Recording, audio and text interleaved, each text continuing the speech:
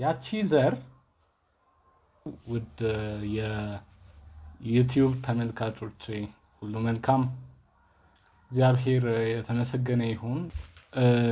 ዛሬም ዳግም ተመልሰን መጥተናል። ለቤተ ክርስቲያን ግንባታ ይጠቅማሉ ብለን የምናስባቸውን ሀሳቦች ያለንበት ስፍራ ቤተ ክርስቲያን እንድትመለከት እይታዋን ሰፊ እንዲሆን አቅጣጫን እንድታገኝ የሚረዳ ፕላትፎርም ነው። እንዴት ነው የወጣቶችን ህብረት እንዴት ነው ማሳደግ የምንችለው በሚል ርዕስ ላይ ነው። እንደሚታወቀው ብዙ ጊዜ የቤተ ክርስቲያን ፕላንት ከሆነች ጀምሮ የወጣቶች ህብረት በየቦታው አለ፣ በየቦታው ይካሄዳል። በጣም ሰፍቶ ገዝፎ ያልተገለጠበት ምክንያት አይታወቅም። በፕሮግራም ተሸፍኖ ነው ያለ። ለወጣቶች ፕሮግራም የምትሰጠው ቅዳሜ ቅዳሜ ነው። እኛም በዛ ፕሮግራም ውስጥ ነው ያደግነው። ለመንፈሳዊ እድገታቸው አስባ ነው ቤተክርስቲያን እነዛን ፕሮግራሞች የምትሰጠው። እሱንም እናበረታታለን። እንዲህ አይነትም እድል የትም አይገኝም እና ለዛም ቤተክርስቲያን እናመሰግናለን። ነገር ግን ዛሬ የመጣሁበት ትልቁ አጀንዳ ወጣቶች ፕሮግራም ብቻ ይበቃቸዋል እንዴ የሚል ነው። አብዛኞች ቤተክርስቲያን ውስጥ የሚሰሩት በውጭም ሆነ በውስጥ የሚሰሩት ስትራክቸሮችን እያገላበጥኩ ነበረ እዚህን ሰሞን። የሚገርመው ነገር በማገላበጥበት ጊዜ ትናንሽ ነገሮች ዋጋ እያስከፈሉን እንዳለ ነው የተረዳሁት። አይምሯቸውን እያዘጋጀን ወይንም የአይምሯቸውን ሴታፕ እያስተካከልን የነበርነው በፕሮግራም ነው። ይሄ ደግሞ አብዛኛው ጊዜ ቤተክርስቲያንን ዋጋ ያስከፈላት ይመስለኛል። ለምሳሌ እነ ቢሊ ግራምን ካየናቸው በወጣት ህብረቶች ውስጥ ነው ጸጋቸውን እንዲገለጥ ምክንያት የሆነው። ያ በዩኒቨርሲቲ አካባቢና በእንቅስቃሴ በየከተማው የሚደረገው እንቅስቃሴ ነው ጸጋቸው እንዲገለጥ ምክንያት የሆነው። ቤተክርስቲያን ወጣቶችን ስታዘጋጅ እንዴት ነው እያዘጋጀች ያለችው የሚለው ነው ትልቁ ጥያቄ ሊሆን የሚገባው። እንግዲህ ወጣቶች በጊዜ ካልሰራንባቸው ጊዜ ደርሶ ጊዜ ስፍራ ሲሰጣቸው የተበላሸ ዕቃ ሆነው ከቤተ ክርስቲያን የሚወጡት እጅግ በጣም ብዙዎች ናቸው። ምክንያቱ ምንድነው ሲባል በፕሮግራም አድርገን ነው ያሳደግናቸው ስለሆነ ነው። የእድገታቸውን አይነት አላየንም። እድገታቸው እንዴት ነው? ዘንድሮ ምን ጨመረ? ዘንድሮ እንዴት እየሄዱ ነው? ከአካዳሚ አንጻር፣ ከመንፈሳዊ እይታ አንጻር ወይንም በውስጣቸው ያለው ፖቴንሻል እንዴት ነው የገለጡ ያሉት የሚለውን ነገር ቁጭ ብለን ሰራንበት። ከብዙሃኑ ጥቂቶች ሲወጡ እንደሰታለን። ነገር ግን እኛ ጋር ያለው ነገር ብለሲንጉ ከዚህ በላይ ነው። ከዚህ በላይ ማትረፍ እንችላለንና በተለይ ወጣቶች ራሳቸውን የሚያውቁ ከሆነ ከነቁ፣ ማንነታቸውን አይደንቲቲያቸውን ካወቁ ለቤተ ክርስቲያን እረፍት ነው የሚሆኑት። ትልቁ ጥያቄ እንግዲህ እንዴት ወጣቶች ራሳቸውን እንዲያውቁ ቤተ ክርስቲያን ትስራ ነው። ወጣቶች የተፈጠሩበትን ዓላማ ከዓላማቸው አንጻር ቤተ ክርስቲያን የምትመግባቸው ከሆነ ቤተ ክርስቲያን ውጤታማ ትሆናለች። ወጣቶች ውስጥ እግዚአብሔር ያስቀመጠው ነገር አለ። ሰው ሲወለድ ዘር ይዞ ነው የሚወለደው። ነገር ግን ያቺ ዘር አፈር ላይ ከወደቀች ለመለምለም፣ አለት ላይ ከወደቀች ይዛ ለመሞት እድል ፋንታዋ ቤተክርስቲያን ላይ ያደረገ። እዚህ ወጣቶች የስጋት ምክንያት ሳይሆን የበረከት ምክንያት ናቸው ብለን እንድናስብ የሚያደርገን ነገር ምንድን ነው? በውስጣቸው ዘር አለና ነው። ያን ዘር ግን ቤተክርስቲያን እንዴት ነው እየኮተኮተች ያለችው ነው። ከመንፈሳዊ አንጻር ሳይድ ብቻ ከሆነ ኢፌክቲቭ ላትሆን ትችላለች ቤተክርስቲያን። ምክንያቱም ቤተክርስቲያን ውስጥ የሌለ ምን ነገር አለ? መምህሩ እዛ አለ፣ መሪ እረኛው እዛ አለ፣ አስተዳዳሪው እዛ አለ። ሁሉም እኮ ቤተክርስቲያን ውስጥ ነው ጓዳው ያለው። ስለዚህ ነገር ግን እነዚህ ነገሮች ማመጋገብ ግን የወጣቶች ፓስተር የሚባለው የሱ ድርሻ ነው። ለምሳሌ መምህራንን ከምን አንጻር ነው ይሄ ወጣት የሚፈልገውን ነገር እያገኘ የሌለው የሚለውን ነገር ዲግ አድርጎ ለወጣቱ የሚያስፈልገውን ነገር መስጠት የዩስ ፓስተሩ ድርሻ ነው። እና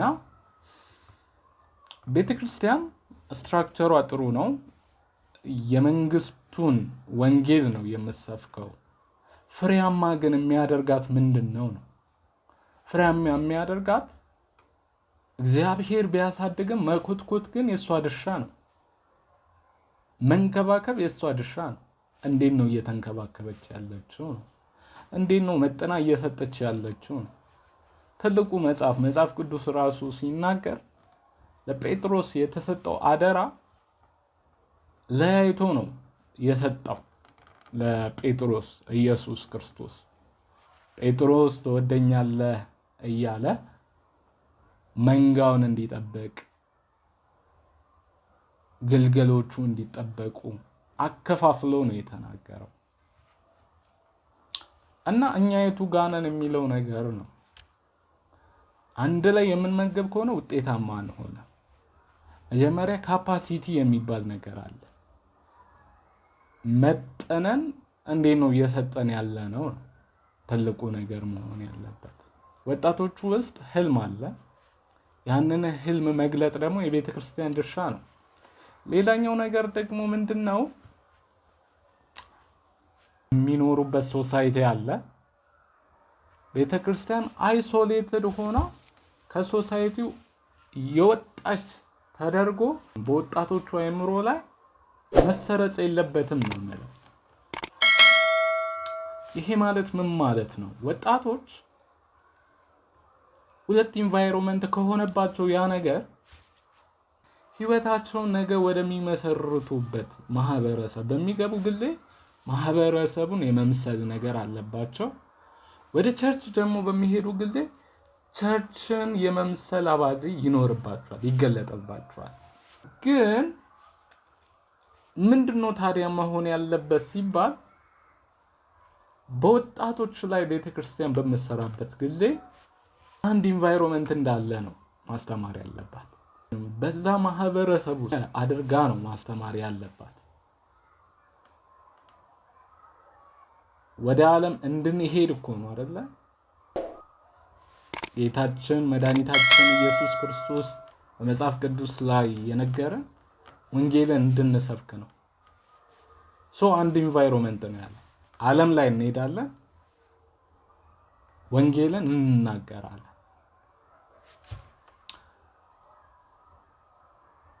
በዛ ዓለም ውስጥ የእግዚአብሔር መንግስት ፕራክቲስ እንዲያደርጉ እድልን መስጠት የቤተ ክርስቲያን ድርሻ ነው መሆን ያለባት። ወጣቶች ፐርፌክት ናቸው ብላ ማሰብ የለባት። ሊወድቁ ይችላሉ፣ ግን እየተነሱ ነው የሚያድጉት። ወጣቶች ማቹሪቲያቸው ወይንም ብስለታቸው እንዴት ነው የሚለውን ነገር ቤተክርስቲያን ዴሊ መገምገም አለባት። የነገ ሀብቷ እነሱ ናቸውና። ጸሎት ጥሩ ነው። በቃልም መመገብ እጅግ በጣም ጥሩ ነው። እነዚህ ሁሉ ነገሮች ግን ለእድገታቸው በሚመጥን መንገድ መስጠት ደግሞ ብልህነት ነው። ስለዚህ እንዴት ነው ቤተክርስቲያን እየሰጠች ያለችው የሚለው ነገር ትልቁ ጥያቄ ነው።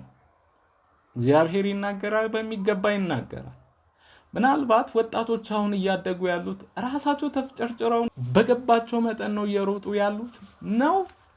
ቤተክርስቲያን በርደኑን ተሸክማ ለእያንዳንዳቸው እንደሚገባ ምግብን እየሰጠቻቸው ነው ያለው።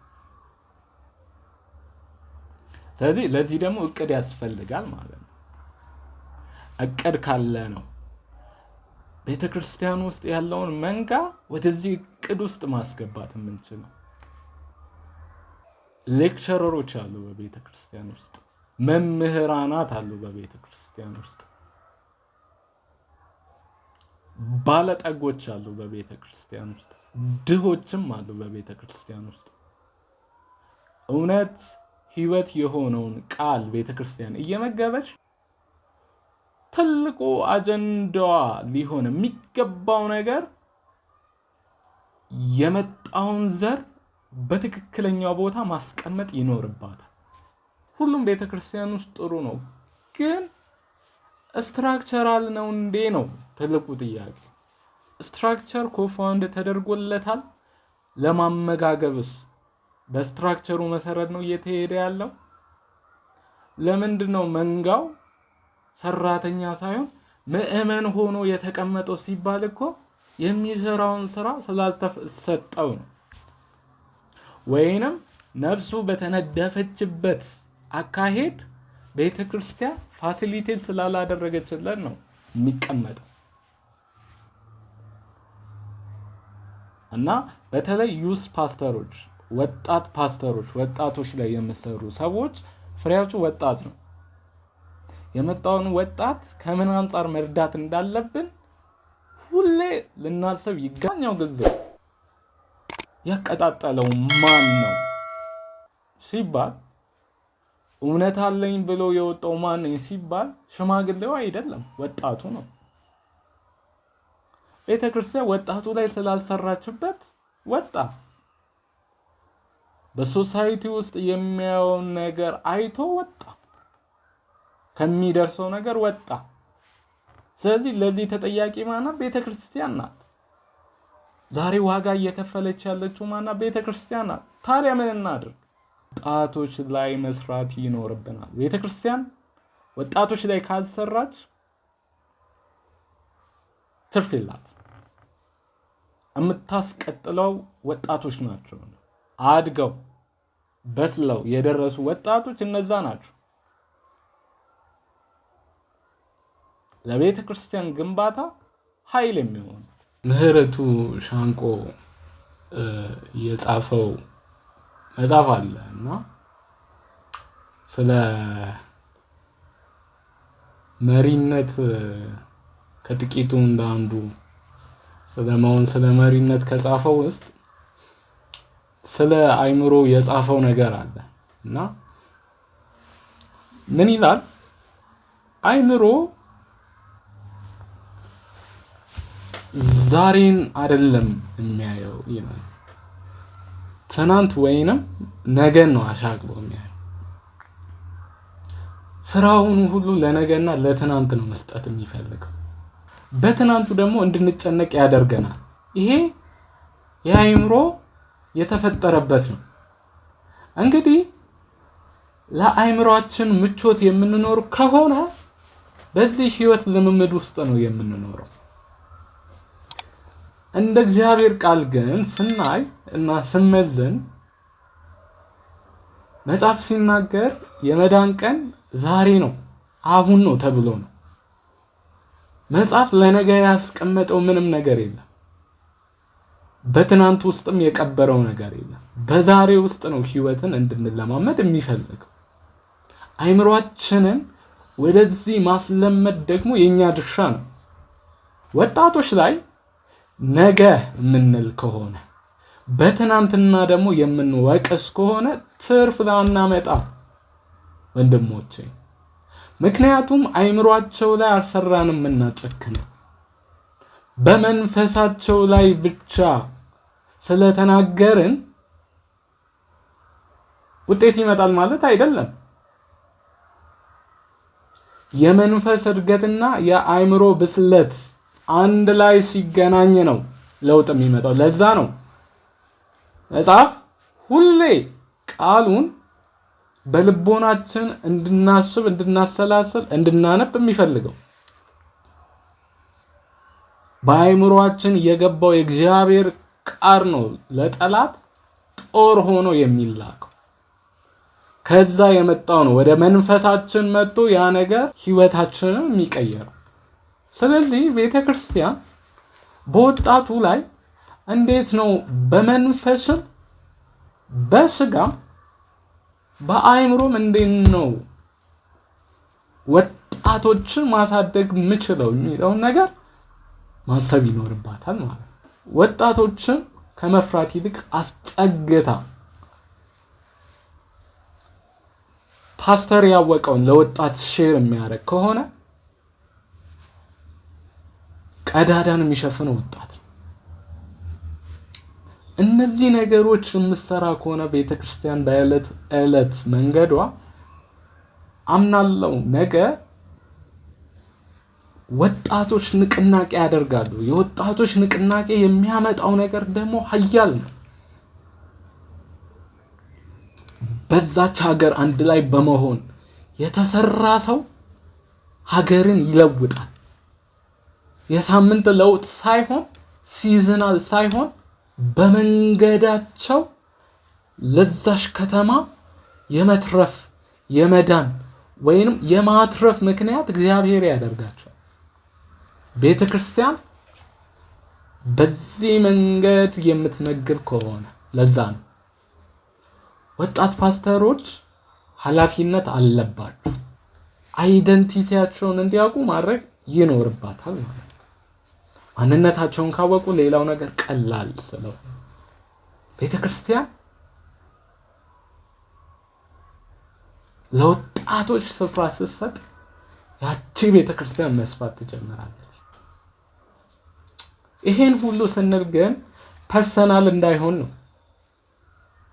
ወጣት ፓስተሩ ሲንቀሳቀስ የሚንቀሳቀስ ሌላ ወጣት ፓስተር ሲመጣ ደግሞ የሚደክም ሳይሆን ስትራክቸር ውስጥ ቁጭ ብሎ ህልውና የቤተክርስቲያኗ ህልውና የሚረጋገጠው ወጣቶች በዚህ መንገድ ሲያድጉ ነው የሚል ፕሪንሲፕል ስትራክቸር ወጥቶ ያ ስትራክቸር ደግሞ ከችግሩ የተነሳ የሚሰራ ስትራክቸር ሆኖ የሚገለጥ ከሆነ አይ ሆፕ ቤተክርስቲያን አትርፋ ተትረፍርፋ በዘመናት ውስጥ ብርሃኑን በአደባባይ እየገለጠች ልትቆይ ትችላለች። አምናለሁ ቤተክርስቲያን የገሃነም ደጆች የማይቋቋመው ኃይል ከሷ ጋር ስለሆነ ብዙ ወጣቶችን ማምረት ትችላለች። ግን ቤተክርስቲያን ትኩረት መስጠት ያለባት ከማብረት በላይ አይምሮአቸው ላይ መስራት መንፈሳዊ ህይወታቸው ላይ መስራት ነው ያለው። እነዚህ ሁለት ነገሮች ላይ መስራ ከሆነ ያ ወጣት ነገ ኃያልና ትልቅ ቢሆንም ተመልሶ ያቺን ቤተክርስቲያን ከማየት ዞር አይል። ምክንያቱም የዘራችበት ያቺ ቤተክርስቲያን ናት፣ ዋጋ የከፈለችበት ያቺ ቤተክርስቲያን ናት። ዶክትሪን ማስተማር አለበት። አዎ አምዱ ምን መሆን አለበት? በአምዱ መሰረት ሼፕ የምታደርገው ቤተክርስቲያን ናት። ፓስተሮች እስቲ ከወጣቶች ጋር ጊዜ አሳለፉ። የህይወት ኤክስፒሪየንስ ይሄ አውት ኦፍ ዘ ቦክስ ይላሉ ፈረንጆች ሲናገሩ። ከቦክሱ ውጪ እስቲ እናስብ ይላሉ። ሃርት ያለው አውት ኦፍ ዘ ቦክስ ስናስብ ነውና ይዘጋጅላቸው፣ ስፍራ ይሰጣቸው፣ መሪ ይምረጡ፣ በጋራ ለመለወጥ ጉልበታቸውን እንዲሰጡ ሁሌ ቤተክርስቲያን ከጎናቸው እንድትሆን አበረታታቸዋል። እግዚአብሔር ዘመናችሁን ይባርክ። ተባረኩ።